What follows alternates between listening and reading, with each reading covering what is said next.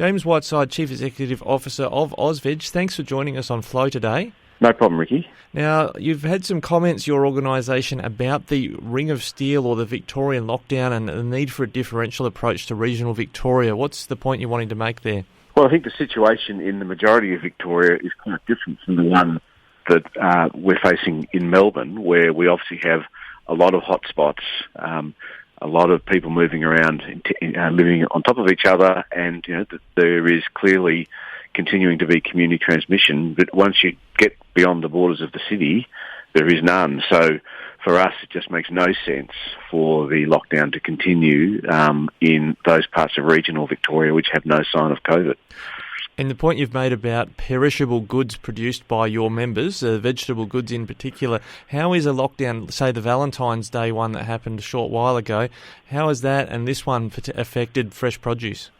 Well, for any grower that's supplying any produce to restaurants and cafes, obviously if those facilities aren't open, then that demand stops, and so everything banks up and product gets thrown out. So we see the moment there's a lockdown is imposed, that demand for a whole raft of products that are used in those food service sectors just stops. So growers are experiencing a huge amount of economic hardship. And I think growers understand in the city that that's what we need to do, but it makes no sense for that to be the case in somewhere like Mildura or Warrnambool, which are hundreds of miles away from the issue, and they're only included by virtue of a line on a map. And I guess there's still plenty of regional centres in Victoria and the smaller towns, of course, as well, that would have restaurants, pubs, clubs, footy clubs, etc., wanting that produce. That's what they want. They want customers to be able to come in and avail themselves of the services. So we need the demand, and we need people,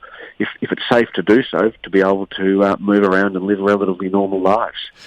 When it comes to the compensation package that has been announced for small businesses as a result of the lockdown, has your organisation sought a specific package, or are you happy with that amount of support for small businesses and growers due to the current lockdown?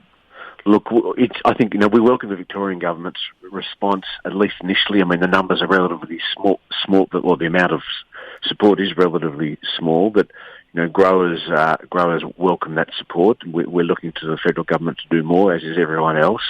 But it depends, I think, on how long this shutdown in Melbourne goes on. I think what the government has proposed is proportionate. If it were to last a week, I think if it's to last a whole lot longer, then people are going to be looking for a whole lot more support than's currently being provided. Yeah, there is speculation it will go for longer than a week. I think there might be an announcement on that during the morning. When you mention the federal government, are you saying, just on that broader quarantine topic, you're thinking more should be done from the feds, or you're saying there might need to be a federal support package?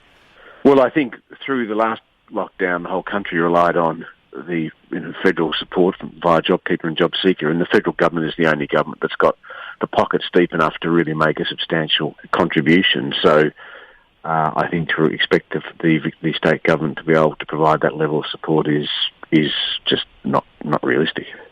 Yeah, we will take that up with the federal government and see where they're going as the lockdown proceeds. They've been a little bit bullish when they say, well, Western Australia and Queensland carried their own costs, but Victoria's had a much higher level of lockdown than other states.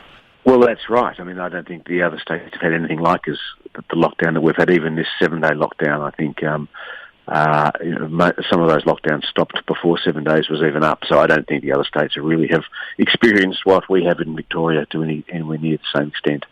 Well, James Whiteside, thanks for joining us from AusVeg. Appreciate your time today. Pleasure. No problem at all. Thanks for your interest, Ricky.